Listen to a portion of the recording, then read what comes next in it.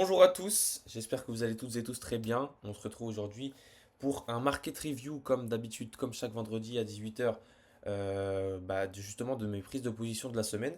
Alors cette semaine a été une semaine plutôt calme puisque j'ai pris deux positions, j'ai pris un BE mardi et un SL ce mercredi. Donc ça me fait terminer la semaine à 168 dollars de perte justement. Donc voilà, une semaine plutôt calme, une semaine qui n'a pas été profitable. Donc là, on est vendredi matin, je tourne ce matin parce que je peux pas trader aujourd'hui. Donc comme ça, je fais la vidéo et comme ça, vous l'aurez quand même à 18 h. Comme je dis à chaque fois, il vaut mieux prendre deux positions, un BE, un SL, que prendre 10 positions qui sont pas legit, qui rentrent pas dans votre plan. Donc voilà, moi j'ai pris deux positions qui rentraient dans mon plan. Un BE, un SL, ça fait partie du jeu. Une semaine à moins 168 dollars, c'est pas dramatique, c'est pas dramatique. Donc voilà, on est parti tout simplement. On se retrouve sur les graphes, c'est parti. Let's go. Donc on se retrouve directement sur mardi. Alors mardi, je vous ai déjà expliqué la position sur mon canal Telegram. On va faire ça assez rapidement parce que j'ai pas trop le temps. Pour ce qui est du contexte, on est baissier. La dernière structure H4, elle est là. Hop, toc.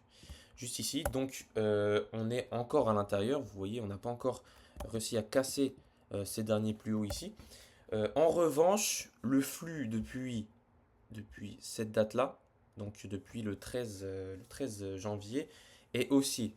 Vous voyez, on n'a que des achats depuis ce temps-là. Donc on est en dessous du point P, ici, juste là.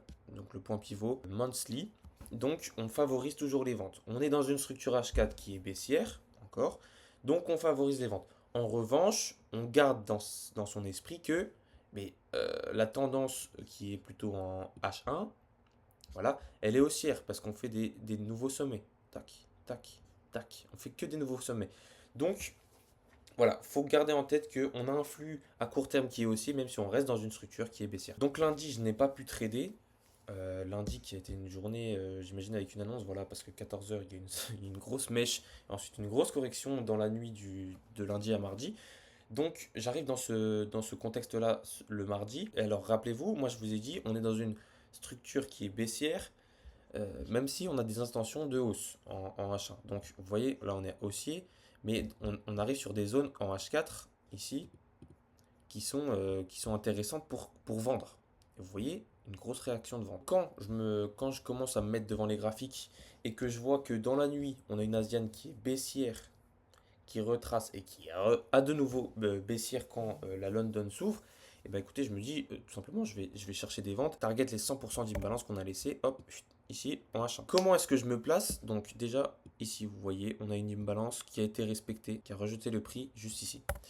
Ensuite, on recrée à nouveau de l'imbalance ici, en H1.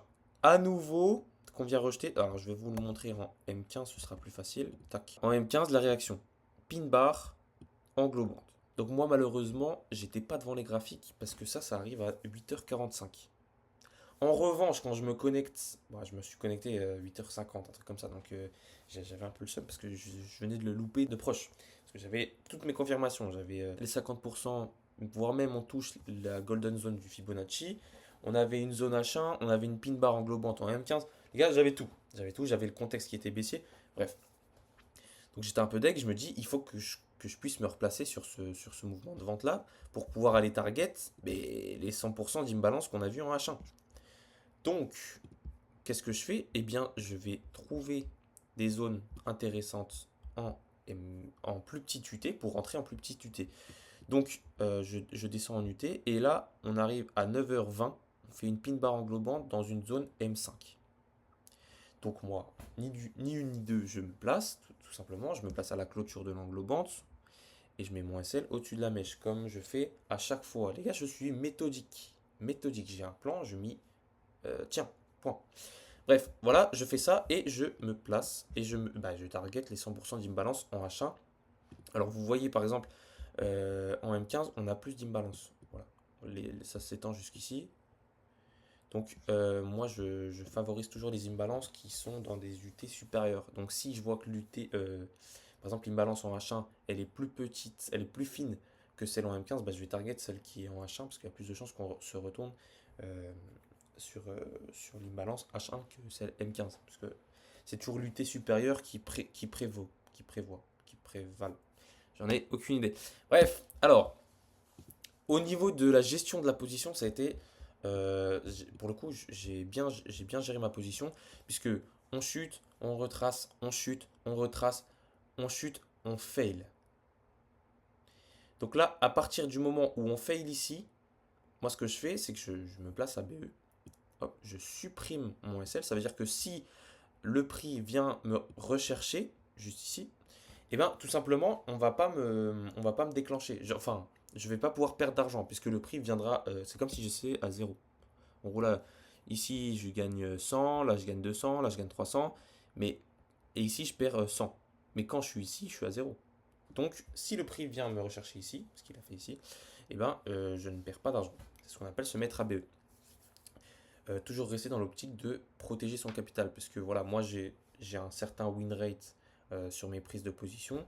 Je sais que ici, il y a peut-être, je sais pas, 40% de chances que le prix se retourne. Et ben, pour supprimer que les 40% là me fassent perdre de l'argent, ben, tout simplement, je me mets à BE. Comme ça, les 60% qui restent, ben, ici, je gagne 1200. Et ici, ben, je perds rien.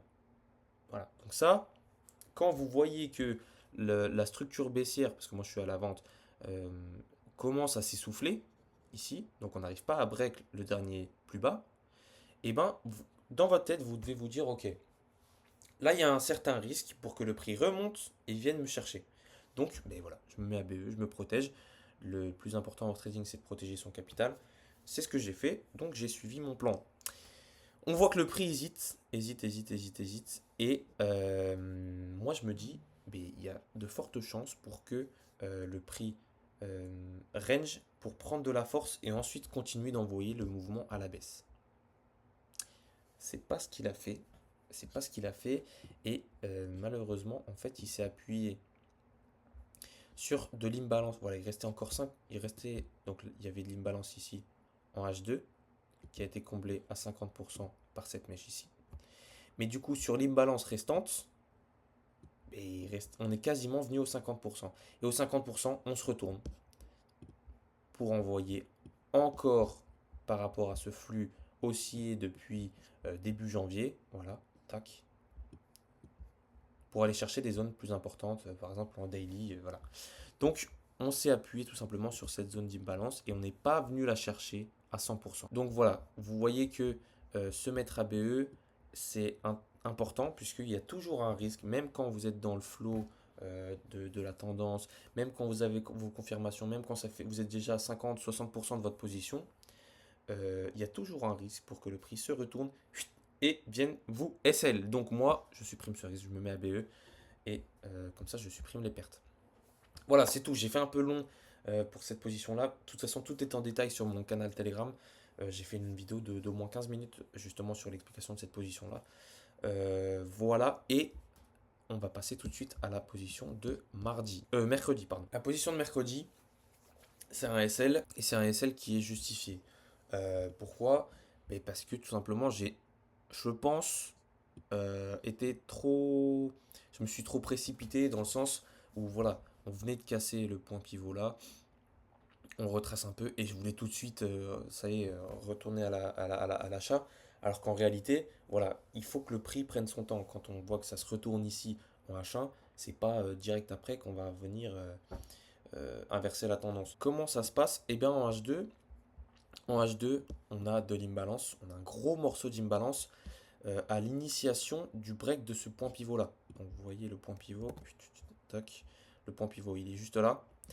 Et en H2, ce qui initie le break de ce point pivot là, donc le fait qu'on clôture au-dessus de ce point pivot et qui laisse d'ailleurs beaucoup d'imbalance, on a une pin bar englobante avec beaucoup de volume ici qui vient break, et bien justement je me suis dit on va retracer ça, ce morceau d'imbalance qui est colossal et qui vient justement break ce point pivot là pour continuer à l'achat et venir chercher, pourquoi pas, parce qu'on s'est arrêté juste avant, cette zone d'imbalance en daily. Malheureusement, ça ne s'est pas passé comme ça.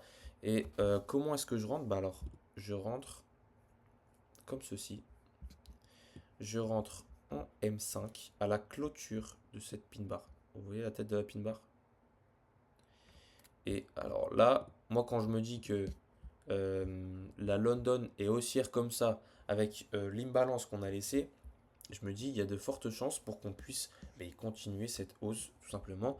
Vous le voyez par exemple ici, si je place un Fibo sur la dernière structure en M5, et ben on est justement on a touché la golden zone et on clôture au 50% du dernier mouvement. Donc moi, je n'attends pas l'englobante pour me placer. La pin bar me suffit parce qu'elle a beaucoup de volume. Enfin, vous voyez, la mèche, elle est plutôt très grande. On est dans une zone d'imbalance 2. Franchement, j'ai pas mal de confluence. On a touché la golden zone du Fibo, on a clôturé sur les 50%. Donc j'attends pas l'englobante. Et l'englobante, vous voyez, déjà, elle a pas trop de volume.